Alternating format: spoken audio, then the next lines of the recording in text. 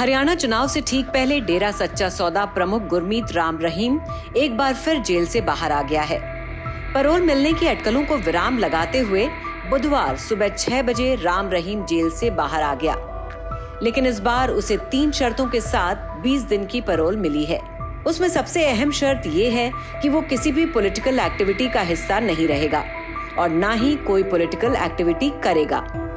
हालांकि चुनाव के वक्त राम रहीम के बाहर आते ही डेरे का सियासी खेल हमेशा की तरह शुरू हो गया है। राम रहीम को पैरोल क्या मिली, खुशी के मारे डेरा सच्चा सौदा ने हरियाणा के हर ब्लॉक में नाम चर्चा रख ली है, जो 2 दिन यानी आज और कल तक चलेगी। 5 अक्टूबर को प्रदेश में वोटिंग होनी ही है। माना जा रहा है कि नाम चर्चा के दौरान ही डेरे की तरफ से राम रहीम का संदेश उसके श्रद्धालुओं तक पहुंचाया जाएगा कि उन लोगों को किस पार्टी को सपोर्ट करना है। यही खेल हमेशा से चुनावों के वक्त होता आया है और इसीलिए राम रहीम को अक्सर चुनाव से पहले पैरोल भी मिल जाती है।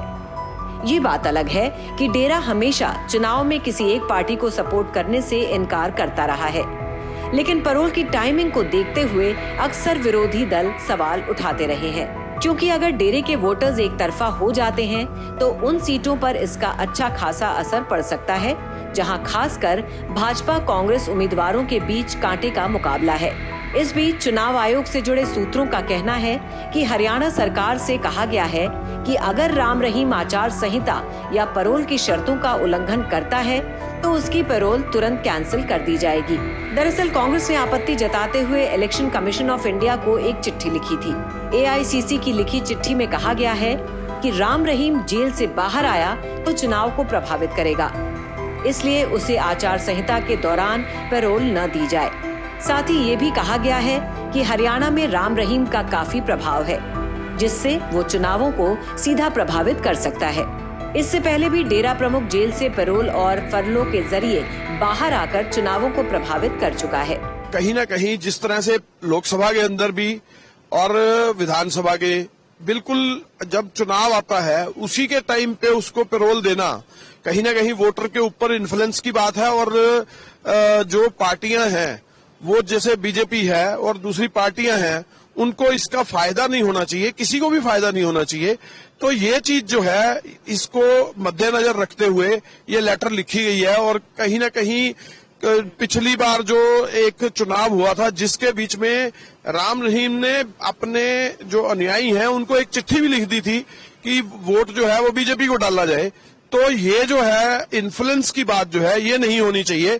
तो इस तरह से मैं जो आपको कहना चाह रहा था कि ये चिट्ठी जो है इन्फ्लुएंस ना हो, इस वजह से लिखी गई। साध्वियों के यौन शोषण और मर्डर मामले में डेरा सच्चा सौदा प्रमुख राम रहीम रोहतक की सुनरिया जेल में 20 साल की सजा काट रहा है। उसने हाल ही में सरकार से इमरजेंसी पैरोल मांगी थी, जिसके बाद जेल विभाग को आवेदन कर 20 दिन की पैरोल देने के लिए कहा गया था। इस दौरान उसने यूपी के बरनावा आश्रम में रहने की बात कही है। आपको बता दें, अगस्त महीने में भी गुरमीत राम रहीम 21 दिन की फरलो पर बाहर आया था और अब एक ही महीने के अंदर उसे फिर से 20 दिन की पैरोल मिलना अपने आप में सवालिया निशान खड़े करता है। अब देखने वाली बात ये होगी कि नाम चर्चा के दौरान रेडे में हो रहे कार्यक्रमों में किस सियासी दल का खेल बिगाड़ा जाता है और किसे समर्थन दिया जाता है। श्रेष्ठ भारत पर खबरों से जुड़े रहने के लिए चैनल को सब्सक्राइब और लाइक करें, बेल आइकन दबाएं और देखते रहें श्रेष्ठ भारत।